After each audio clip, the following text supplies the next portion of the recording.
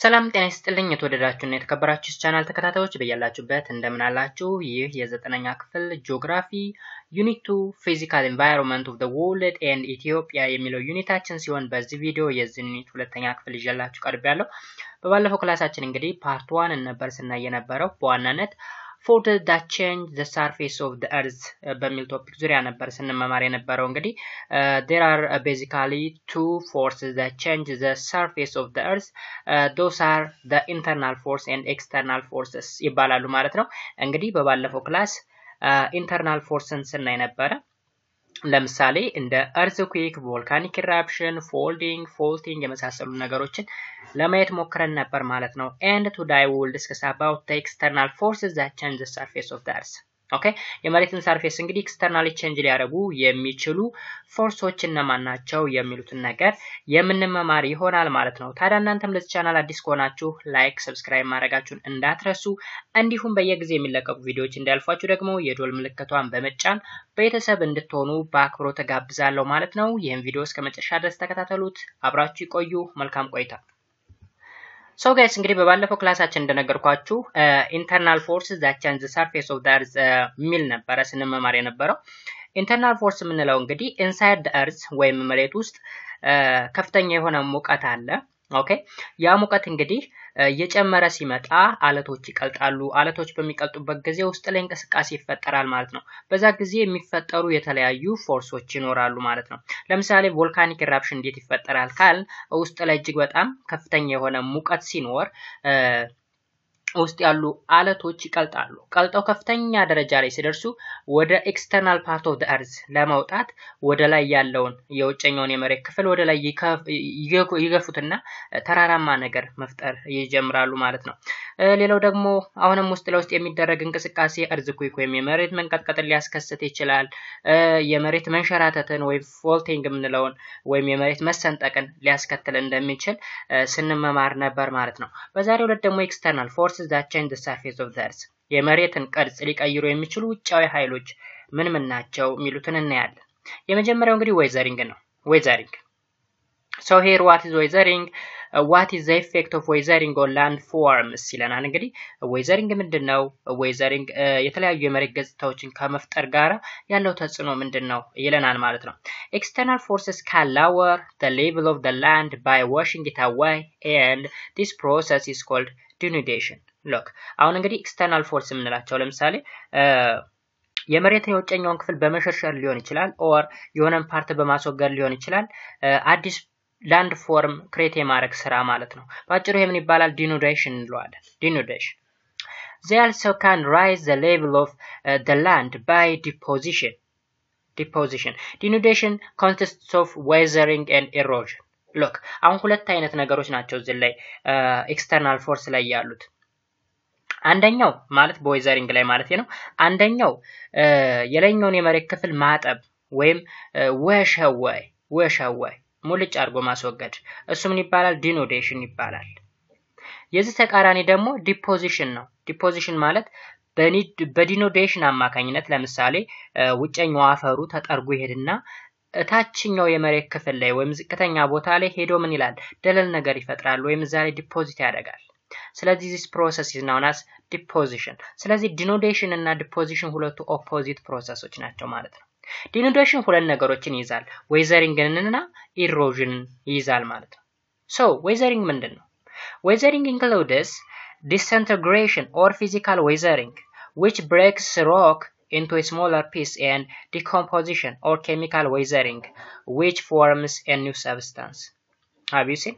weathering እንግዲህ ለፊዚካል weathering እና ኬሚካል weathering ብለን በሁለት ልንከፍለው እንችላለን ማለት ነው። ፊዚካል weathering የምንለው disintegration የሚባል ነው። disintegration ማለት ሮኮችን ወደ ስሞለር ፒስ መቀየር ነው። then ሌላኛው ደግሞ decomposition ወይም ኬሚካል weathering ነው። ኬሚካል weathering ደግሞ ኬሚካል ሪአክሽን ይካሄዳል ወይም ኒው ሰብስታንስ ፎርም ይደረጋል ማለት ነው። so weathering maybe either a physical weathering or chemical weathering. የመጀመሪያው እንግዲህ ፊዚካል ወይም ሜካኒካል weathering ምንድነው? ፊዚካል ወይም ሜካኒካል weathering ወይም በሌላ አጠራር disintegration ያልነው ማለት ነው። The physical weathering breaks the rock into a smaller piece. its main agent or cause is the temperature change, the frost action, and the action of the plant and animal. Have you seen? Physical weathering ወይም ሜካኒካል ዌዘሪንግ የምንለው እንግዲህ ሮኮች ወይም አለቶች ወደ ትናንሽ አለት መቀየር መቻል ነው። ኦኬ ወደ ትናንሽ አለት በሚቀየሩበት ጊዜ ፊዚካል ወይም ባጭሩ ምን እንለዋለን ሜካኒካል ዌዘሪንግ ወይም ዲስኢንተግሬሽን እንለዋለን ማለት ነው።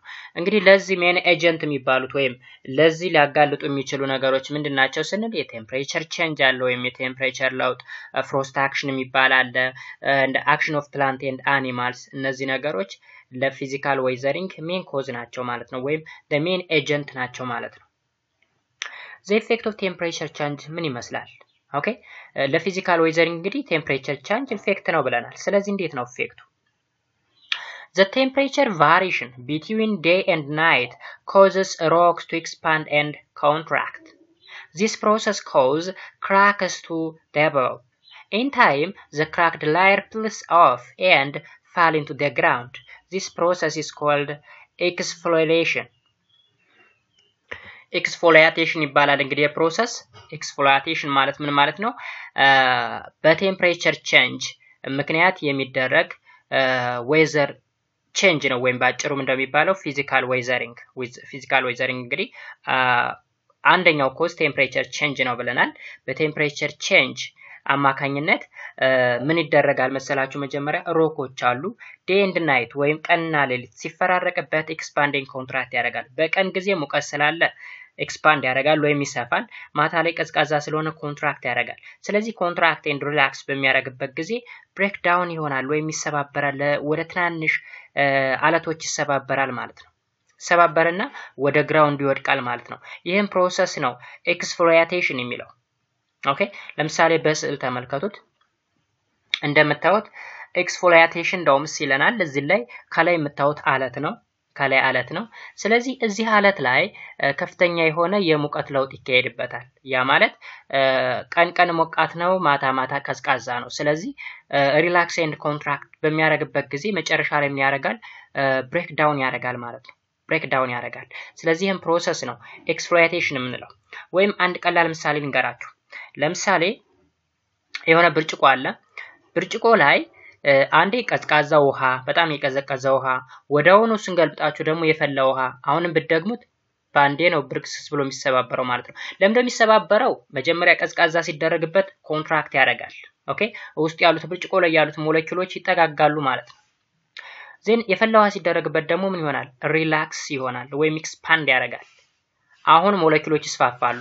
ቀዝቃዛ ሲደረግበት ይጠባል፣ ይሰፋል። በዛ ጊዜ መሰባበር የሚባል ነገር ይመጣና ብርጭቆ ከጥቅም ውጭ ይሆናል ማለት ነው። ላይክ ዳት እዚህ ላይ ያለውም አለት ኦኬ ከፍተኛ የሆነ ሙቀት ሲያገኝ ይስፋፋል።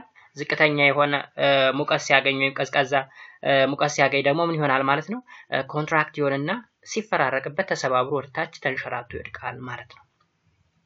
the effect of frost action የምንለውስ ምንድነው? Due to the frost action, rocks break up into pieces and thus fragments accumulate around the lower slope of the rock. This material is called scree.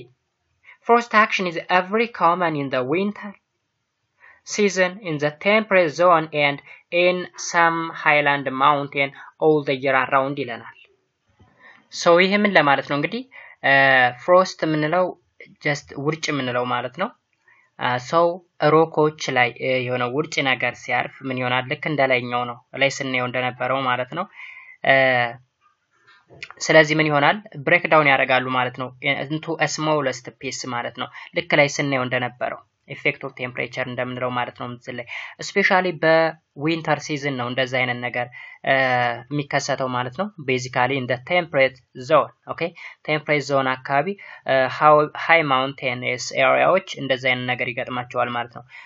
ተመልከቱ የመጀመሪያው ዴይ ላይ ሮኩ እንደዚህ ነበረ በቀን ማለት ነው። ዴን እዚህ ላይ በሌሊት ደግሞ ልክ እንደዛ አይነት ነገር ይፈጠራል። ያ ማለት የተሸረሸረው ፓርት ወደ ታች እንትን ይላል።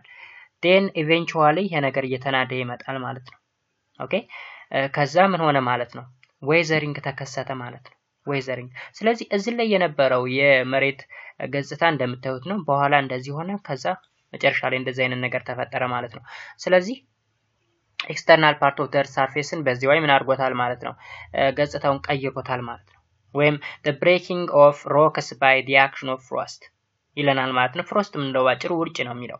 ስለዚህ በዚህ አማካኝነት ዌዘሪንግ ወይም ፊዚካል ዌዘሪንግ ይከሰታል እንላለን ማለት ነው። ሌላኛው ደግሞ the effect of plant and animal action. Plant and animals also cause weathering. For example, seeds may fall in a crack of rocks. If water collects there, it forms a suitable condition for seeds to germinate and grow.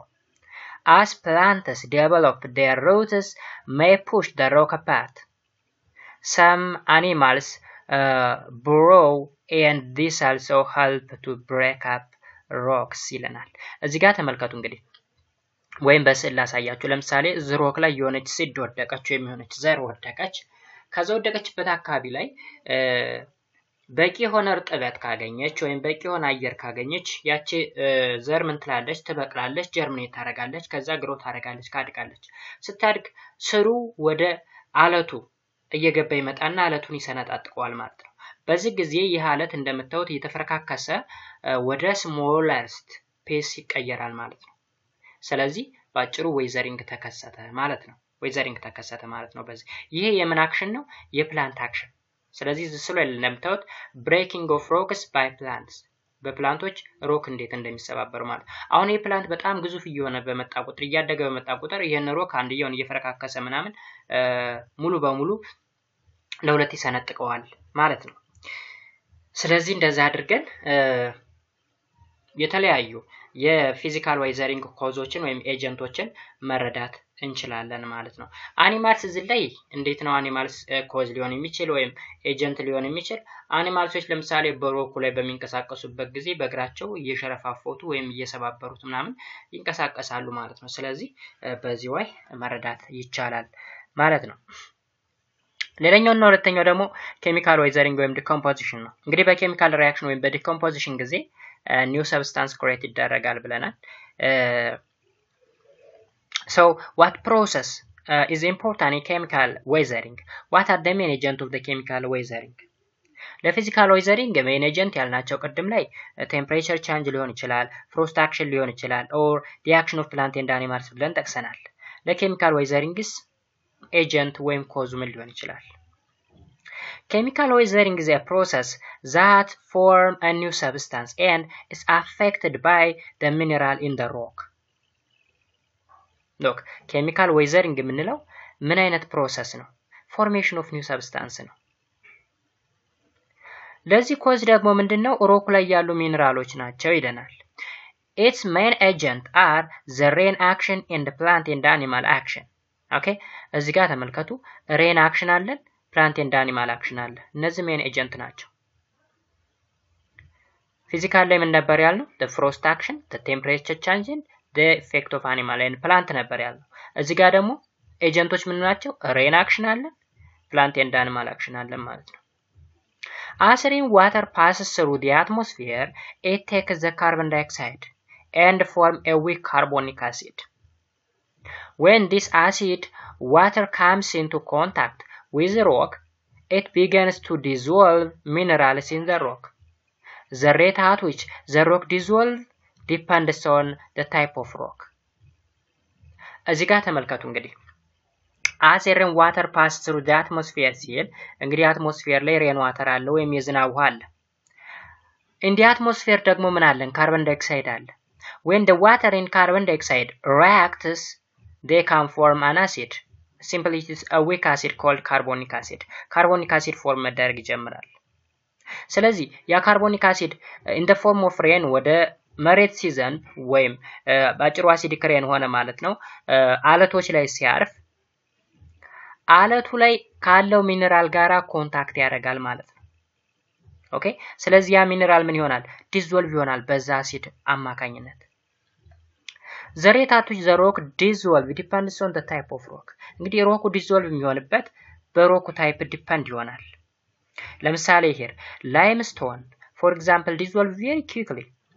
This process is known as carbonation ይባላል። carbonation ማለት using carbonic acidን በመጠቀም አለቶችን ብሬክ ዳውን ማድረግ ወይም ዲዞልቭ ማድረግ ማለት ነው።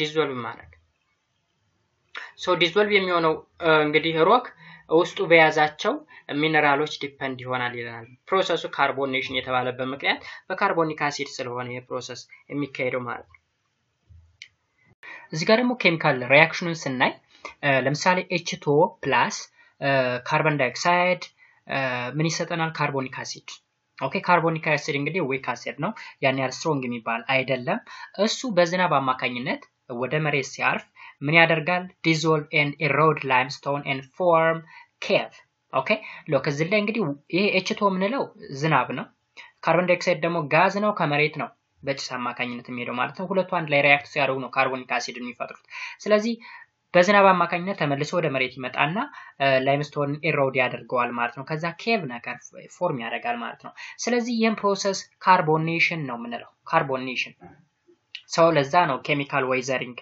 የምንለው ማለት ነው ለምሳሌ እዚህ ጋር ሶፉመር ኬቭ along the river of Wabi in Bali ይለናል ኦኬ ስለዚህ ሶፉመር ኬቭን ወይም የሶፉመር ዋሻን ብዙዎቻችሁ ታውቁታላችሁ የተሰራው በዚህ በኬሚካል ዌዘሪንግ አማካኝነት ነው ማለት ነው ሶ እዚህ ላይ ምን ይላል መሰላችሁ ፎርም ኬቭ ይላል ዋሻ ፎርም ማድረግ ይችላል እያለን ነው ማለት ነው ተመልከቱት እዚህ ጋር እንግዲህ የሶፉመር ኬቭ ነው in Bali formed by the river Wabi and seeping rain water ባጭሩ ይሄ ኬቭ ወይም የዋሻ የተሰራው በኬሚካል ዌዘሪንግ አማካኝነት እንደሆነ ይነግረናል ማለት ነው In underground rivers, seeping rain water continue to dissolve the limestone beneath the surface, gradually forming a passage and cave. These caves contain features such as stalactites, stalagmite, and pillar. የሚባሉ ነገሮች እዚህ ላይ ያሉ ነገሮች ናቸው። ፒላር ማለት ይሄ ነው። ስታልሳይታይት የሚባለው ደግሞ ይሄ ፓርት ነው እዚህ ላይ የምታዩት። እዚህ ጋር ደግሞ ስታልግማይት የሚባለው ደግሞ ይሄ ፓርት ነው ማለት ነው ወደ ላይ የወጣው ማለት ነው ስለዚህ ይሄ ኬቭ ነው የተሰራው በኬሚካል ዌዘሪንግ አማካኝነት ነው ማለት ነው ኬሚካል ዌዘሪንግ ለመካሄድ ግዴታ ዝናብ ላይ ያስፈልገው ይችላል ውስጥ ለውስጥ ሪቨሮች አሉ ሪቨሮች ለምሳሌ ሆነ አሲዳማ የሆነ ውሃ ያዘ ሪቨር ከሆነ እንደዚህ አይነት ነገር ፎርም ማድረግ ይችላል ማለት ነው ጋይስ እዚህ ጋር ስታላክታይት ስታላግማይት እና ፒላር እያንዳንዱ ዲፊኒሽናቸው ወይም ዲፎርም እንደተደረጉ ይነግረናል ስታልሳይታይት እንዴት ነው ፎርም የተደረገው is a limestone column that hangs down from the ceiling of the cave ይላል down የታለ እዚህ ላይ ወደ ታች ነው እንደዚህ እንደምታዩት ከላይ ወደ ታች የተንጠለጠለ አይነት ነገር ነው ቅርጹ ማለት ነው ስታላግማይት ምንለው ደግሞ is a limestone column that builds upward from the floor of the cave እንግዲህ ስታላግማይት ከታች ከወለሉ ተነስቶ ወደ ላይ የሚወጣ ነገር ነው ወደ ላይ የሆነ ሾል ያለ ነገር ነው ወደ ላይ የሚወጣ ማለት ነው ስታላክታይት የምንለው ደግሞ ከላይኛው ከሩፉ ወይም ከጣራው ወደ ታች ነው ማለት ነው የተንጠለጠለ ነገር ነው ማለት ነው ፒላር የምንለው ደግሞ a pillar is formed when a stalactite and stalagmite join together ሁለቶች ባንድ ላይ ጆይን ሲያደርጉ ፒላርን ፎርም ያደርጋሉ እንደምታዩት ፒላር ማለት ይሄ ነው ከላይ የተንጠለጠለውና ከታች ደግሞ ከግራውንድ ወይም ከፍሎሩ ላይ የወጣው ሁለቱ አንድ ላይ ሲያዙ ፒላርን ፎርም ማድረግ ይችላሉ ይለናል ማለት ነው when rainwater dissolves oxygen and react with iron in the rocks become rusty ኦኬ አሁን እዚህ ላይ እንግዲህ ሬን አለ ሬን ዋተር ኦክሲጅንን ዲዞልቭ በሚያደርግበት ጊዜ ከማን ጋር ሪአክት ያደርጋል ይለናል ከአይረን ጋር ሪአክት ያደርጋል በዛ ጊዜ ምን ይሆናል ሮኩ ረስት ይሆናል ወይም ዝገት ነገር ይፈጠራል ማለት ነው population in town and city increase a chemical weathering ኦኬ ኬሚካል ዌዘሪንግ ለመከሰት እንግዲህ በሲቲዎችና በታውኖች ላይ ያለ ፖፑሌሽን ማደግ ወይም ባጭሩ የከተማዎች መስፋፋት ለኬሚካል ዌዘሪንግ ከፍተኛ አስተዋጽኦ ያደርጋል ምክንያቱም ፖፑሌሽን ከተማ ላይ እየሰፋ በመጣ ቁጥር ኢንዱስትሪዎች እየተስፋፉ ይመጣሉ በዛ ጊዜ የተለያዩ ኬሚካሎች ወይም ጋዞች ማለት እንደ ካርቦን ዳይኦክሳይድ አሉ ወደ ላይ ይለቀቃሉ ከዛ አሲዲክ ሬን ሆኖ በካርቦኒክ አሲዳማ ዝናብ አማካኝነት ወደ ታች ይወርድና ሮኩን ምን ያደርገዋል ኬሚካል ዌዘሪንግ እንዲካሄድበት ያደርገዋል ማለት ነው ሰው ይሄንን በዚህ ወይ መረዳት ይቻላል ማለት ነው እዚህ ጋር how do plant and animal act as agents of chemical weathering እንግዲህ ፕላንት እና አኒማልስ ወይ ደግሞ ሌላ ኤጀንት እንደሆኑ ከላይ አይተነዋል። ሰው እንዴት ነው ኤጀንት ሊሆን የሚችሉት? Plants absorb minerals and decaying vegetation produce organic acid which causes faster breakdown of mineral. እዚህ ጋር እንዴት ነው የሚሆነው? ፕላንቶቹ እንግዲህ ሚነራልን ከአፈሩ ላይ ምን ያደርጋሉ? አብዞርብ ያደርጋሉ። ኦኬ ሚነራሎችን አብዞርብ በሚያደርጉበት ጊዜ ብሬክ ዳውን አድርጓቸው ማለት ነው ባጭሩ። ስለዚህ ለዚህ ነው ኤጀንት የሆኑት። Bacteria in the presence of water break down a certain mineral in the soil. ስለዚህ ባክቴሪያ ከምን መደበዋለን? ከአኒማል ነው ምን መደበው። ኦኬ ቢኮዝ ህይወት ያለው ነገር የሚንቀሳቀስ ነገር ስለሆነ በዛ ዘርፍ ውስጥ ይመደባል። ከፕላንት አንመድበውም መቼም ባክቴሪያን። ስለዚህ በዛ ምክንያት ሚነራሎችን ብሬክ ዳውን ያደርጋል ማለት ነው። ሶይል ውስጥ ብሬክ ዳውን ያደርግና ፕላንቶች አብዞርብ እንዲያደርጉት ያደርጋል ማለት ነው። Leaching is a major soil forming process. It occurs when a substance are dissolved in water that percolates through soil. Such a substance including solid chemical that moves out the biological tissue into soil. For example, a rainfall causes potassium and other ions to be lost by foliage ይለናል። እዚህ ላይ እንግዲህ ባጭሩ ሊቺንግ የሚባለው ፕሮሰስ ለሶይል ፎርሜሽን ትልቅ ቦታ ይይዛል ማለት ነው። ወይም ሊቺንግ የሚባለው ፕሮሰስ ነው እስካሁን እዚህ የምናወራው ላይ ትልቅ ቦታ የሚሰጠው ማለት ነው። ስለዚህ በዚህ ዋይ ኬሚካል ዋይዘሪንግን መረዳት ያስፈልጋል ማለት ነው። ሌላኛ ደግሞ እዚህ ላይ የምናገኘው ነገር ምንድነው? ኢሮዥን ነው። ኢሮዥን ላይ እንግዲህ መጀመሪያ ላይ ስንገባ የምታስታውሱ ከሆነ ዲኑዴሽን ኤንድ ዲፖዚሽን የሚባሉ ፕሮሰሶች አሉ። ዲኑዴሽን የሚባለው ሁለት ነገሮችን እንደሚይዝ አይተናል፣ ኢሮዥን እና ዋይዘሪንግን። ዋይዘሪንግ ሁለት አይነት ዋይዘሪንግ አለ፣ ፊዚካል ዋይዘሪንግ እና ኬሚካል ዋይዘሪንግ ብለን አይተናል። ከዛ ዋይዘሪንግ ከጨረስን በኋላ ደግሞ አሁን የምናየው ኢሮዥንን ነው። ኢሮዥን ደግሞ አንዱ የዲኖዲኔሽን ክፍል ነው ማለት ነው። Erosion is the transporting of withered material by various natural forces such as a moving water, wind and moving ice. Okay, erosion ማለት መሸርሸር ማለት ነው። መሸርሸር የተሸረሸረውን ነገር ትራንስፖርት ማድረግ። ትራንስፖርት የሚያደርጉት ምንድናቸው? ሙቪንግ ዋተር። ሙቪንግ ዋተር ስንል ለምሳሌ ጎርፍ ሊሆን ይችላል። ኦኬ ዊንድ አለ። ዊንድ የተሸረሸረን ነገር ወይም አፈር ሊሆን ይችላል ወይም የተሸረሸረን አለት ሊሆን ይችላል ይዞ ሊሄድ ይችላል። ከዛ በተጨማሪ ደግሞ ሙቪንግ አይስ አለ ወይም የሚንቀሳቀስ በረዶ ማለት ነው፣ የሚንሸራተት በረዶ። Erosion occurs when particles of rocks or soils are first washed away by the river, removed by waves of the sea, crushed under glacier, blown away by the wind. እነዚህ ነገሮች በሙሉ እንግዲህ ኢሮዥን የሚያካትታቸው ነገሮች ናቸው። የመጀመሪያው washed away by the river ማለት በወንዝ ታጥቦ የሚሄድ ማለት ነው። ለምሳሌ አፈርን ወንዝ አጥቦ ይዞት ይሄዳል፣ ኢሮዥን ነው። removed by waves of the sea ባህር ላይ ዌቭ አለ ወይም ሞገድ አለ። ልክ ውሃው በንፋስ አማካኝነት ይንቀሳቀስና ወደ ውጭ ወጥቶ አፈሩን ጥርግ አድርጎ ወደ ውስጥ ያስገባል ወይም ወደ ውጭ ይተፋል። ሶስተኛ ላይ ደግሞ crushed under glacier። glacier የምንለው ይሄ moving ice የምንለው ማለት ነው። ተንቀሳቃሽ በረዶ ነገር ነው፣ የሚንሸራተት በረዶ ማለት ነው። የበረዶ ግግር በረዶ የምንለው እሱ ነገር ሲንቀሳቀስ አብሮ አለቱንም ይዞት ሊወርድ ይችላል። ሌላ ደግሞ blown away by the wind በነፋስ። ለምሳሌ በረሃማ አካባቢዎች ላይ አፈር የሚሸረሸረው በከፍተኛ ሁኔታ በነፋስ ነው ማለት ነው፣ በነፋስ። ስለዚህ እነዚህ ነገሮች በኢሮዥን ውስጥ ይካተታሉ ማለት ነው። የመጀመሪያው erosion by running water. Rivers are the most important of all natural agents which helps in shaping the earth's surface. እንግዲህ በእኛ ራሱ በእኛ environment መውሰድ ትችላላችሁ። ሪቨሮች ከፍተኛ የሆነ አስተዋጽኦ ያደርጋሉ ማለት ነው ለኢሮዥን ወይም የመሬትን ሰርፌስ ለመቀየር ማለት ነው። ስፔሻሊ ለምሳሌ የአባይ ገባር የሚባሉት አሉ። ለምሳሌ በርካታ ወንዞች፣ እነሱ ወንዞች ከተለያየ ገጠራማ አካባቢ ያለውን አፈር እየያዙ ወደ አባይ ይገባሉ። አባይ ደግሞ እየያዘ ወዴት ይሄዳል? ወደ ሱዳን፣ ወደ ግብጽ እየያዘ ይሄዳል ማለት ነው። ስለዚህ ወንዞች ኤክስተርናል ፓርት ኦፍ ዘ እርዝን ሼፕ ለማድረግ ትልቅ አስተዋጽኦ ያደርጋሉ ማለት ነው። The working of running water includes eroding, transporting and depositing eroded material. Running water ስንል በዋናነት ጎርፍ ምንለው ማለት ነው። ስለዚህ ምንድነው የሚያደርገው? ኢሮድ ያደርጋል፣ ይሸረሽራል። ከዛ የሸረሸረውን ነገር ትራንስፖርት ያደርጋል፣ ከቦታ ቦታ ያንቀሳቅሳል። ታንቀሳቀሰ በኋላ in the lower place ወይም ታች ቦታ ላይ ምን ያደርጋል?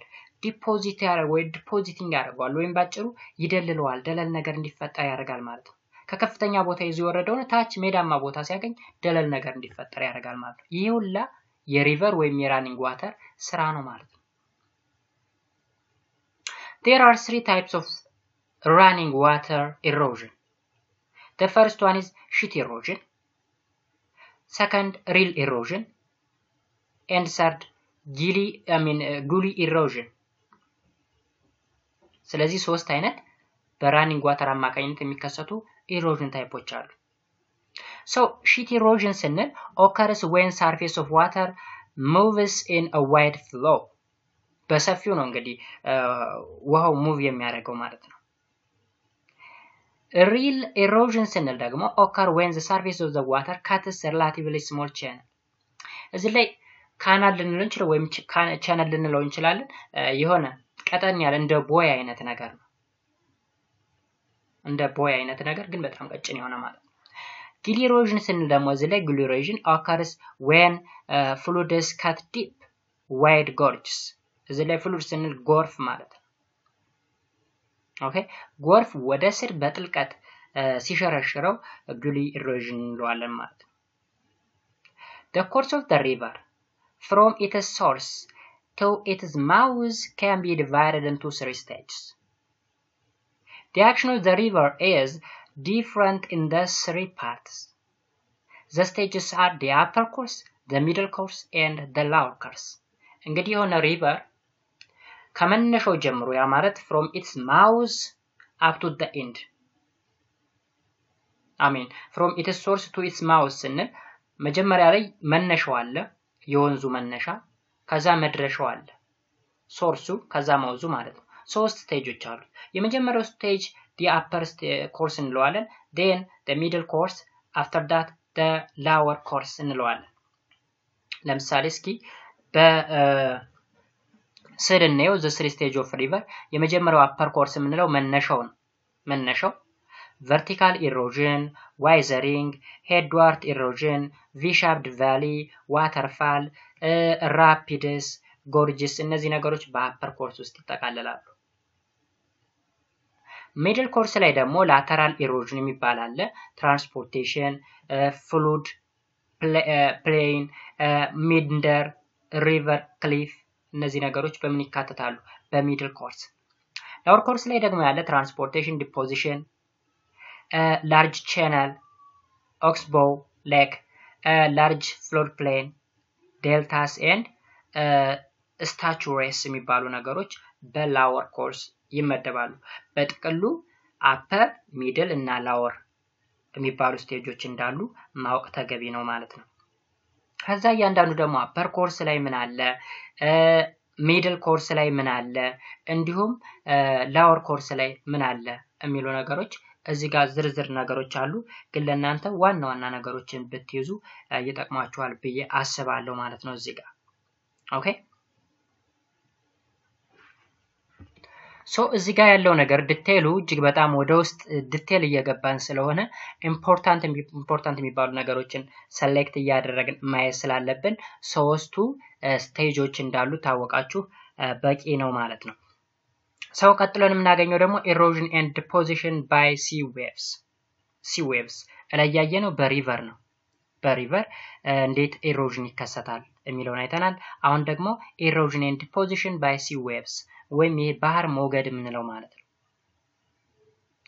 waves are formed when winds move over the surface of the sea ነገርኳችሁ። ባህር አለ፣ ባህሩን በውሃ ባህሩ በንፋስ ሲንቀሳቀስ ሞገድ ነገር ይፈጠርና ወደ ውጭ የሚተፋው አፈር ነገር አለ። ስለዚህ ያን ምን እንለዋለን? በዌቭ ወይም በዊንዱ በሚንቀሳቀሰው ዌቭ አማካኝነት አፈሩ ምን ይሆናል? ይሸረሸራል ወይም ባጭሩ ኤሮድ ይሆናል ማለት ነው። This causes a particle of the water to move in a circular motion. When form a wave, this movement of water in the sea clashes against the coastal land and picks up rock particles and throw them into the sea as a sediment. እንግዲህ አይታችሁት ሆነ እንደ ባህር አይነት ተዝቀደም አይታችሁ ከሆነ ልክ የሆነ ዌቭ ነገር ይፈጠራል ሞገድ ነገር ማለት ነው። ምናልባት ባህር እንኳን ሀገር የለም ግን ሀይቆችን ማየት ትችላላችሁ። ሀይቆች ላይ ለምሳሌ ንፋስ ሲነሳ ሞገድ ነገር ይፈጠራል። አሁን እሱን እንደ ባህር አድርጋችሁ ብትወስዱት ከዛ ውስጥ ላይ ያለውን አሸዋ ወደ ውጭ ተፈዋልና ሴድመንት ነገር ወይም እንደ ደለል ነገር ይፈጥራል ማለት ነው። To work the sea along the coast includes erosion, transportation, and deposition.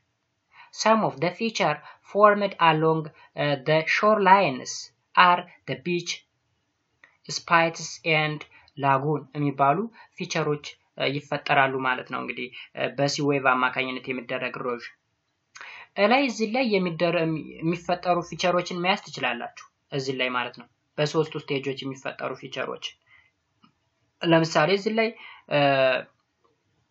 ፍላት ፎልዲንግ ፕሌን፣ ቢግ ሚንደር፣ ሊቭስ፣ ኦክስፖ ሌክ፣ ዴልታ ምናምን የሚባሉ ነገሮች ፊቸሮች ናቸው። በላወር ኮርስ የሚፈጠሩ በአፐር በሚድል የሚፈጠሩ ፊቸሮች አሉ። እነሱ ፊቸሮች ከታችኛው ፊቸር ጋር እንዳይምታቱባችሁ ለይታችሁ ማየት ትችላላችሁ። ግን ዛትማች ዲቴል ማየቱ ኢምፖርታንት ላይሆን ይችላል።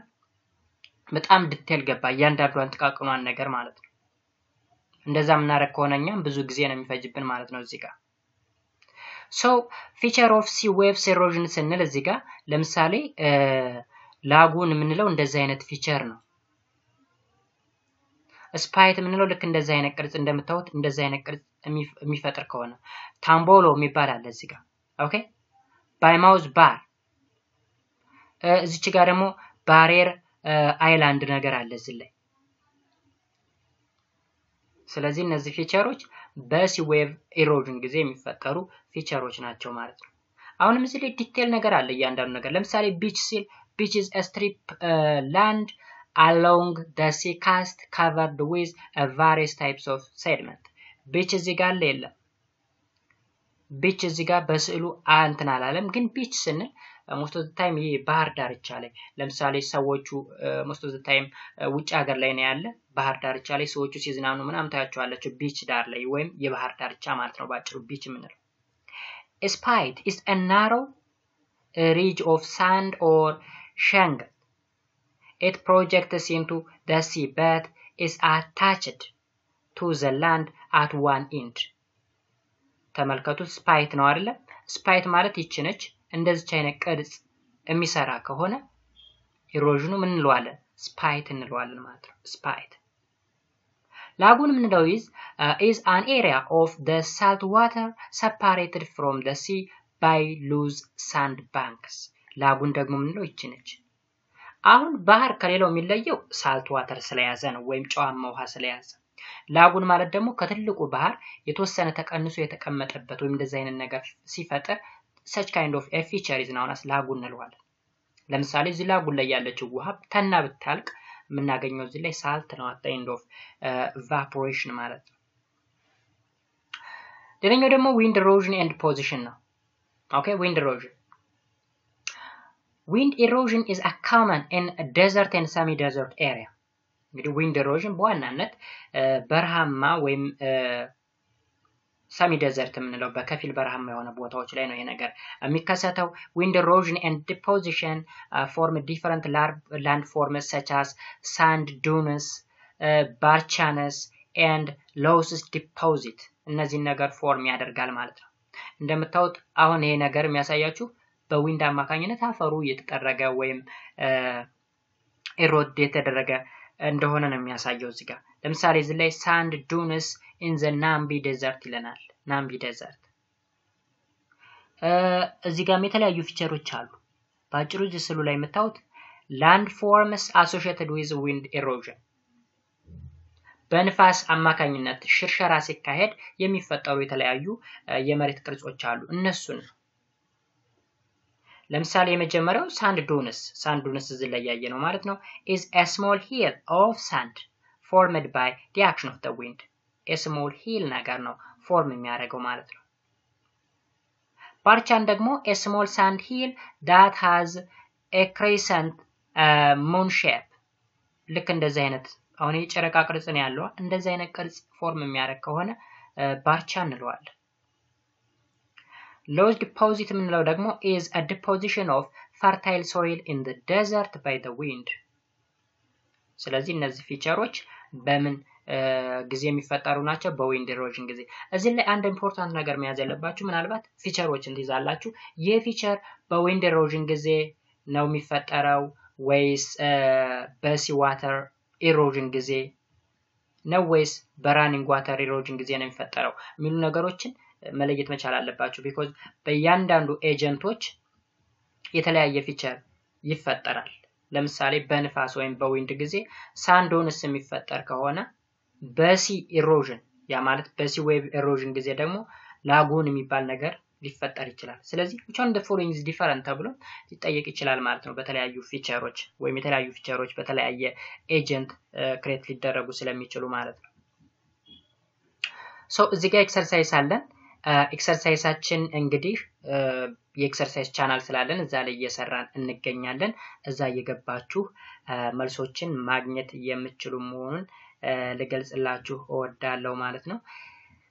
ቀጣይ ላይ የምናገኘው እንግዲህ ዌዘር ኤንድ ክላይሜት። ዌዘር ኤንድ ክላይሜት ደግሞ በቀጣይ ክላስ የምናየው ነው የሚሆነው ማለት ነው። ለዛሬው ኢንተርናል ኤክስተርናል ኤጀንት that change the surface of the earth የሚል ነበር ስናይ የነበረ ወይም ባጭሩ external forces that change the surface of the earth። እንዳጠቃላይ ደግሞ forces that change the surface of the earth የሚሉ ኢንተርናል እና ኤክስተርናል በባለፈው ክላሳችን ኢንተርናሉን አይተናል። ዛሬ ደግሞ ኤክስተርናሉን አይተናል። በቀጣይ ክላስ ደግሞ ዌዘር ኤንድ ክላይሜት የሚሉ ነገሮችን ለማየት እንሞክራለን። እዚህ ጋር እንግዲህ ዌዘር ራሱን የቻለ ነገር ነው፣ ክላይሜት ራሱን የቻለ ነገር ነው። የሁለቱ ዲፈረንስ ምን ይመስላል የሚለውን እንዲቴል በቀጣይ ክላስ የምናየው ነው የሚሆነው ማለት ነው። እስካሁን ድረስ እንግዲህ አብራችሁ ስለነበራችሁ እጅግ በጣም አድርጌ አመሰግናለሁ። በድጋሚ ለቻናሉ አዲስ ከሆናችሁ ላይክ እና ሰብስክራይብ ማድረጋችሁን እንዳትረሱ። በሚቀጥለው ክላስ ዌዘር ኤንድ ክላይሜት በሚለው ቶፒክ ዙሪያ እስከምንገናኝ ድረስ መልካም ሁሉ ያብዛላችሁ። መልካም ጊዜ። ባይ ባይ።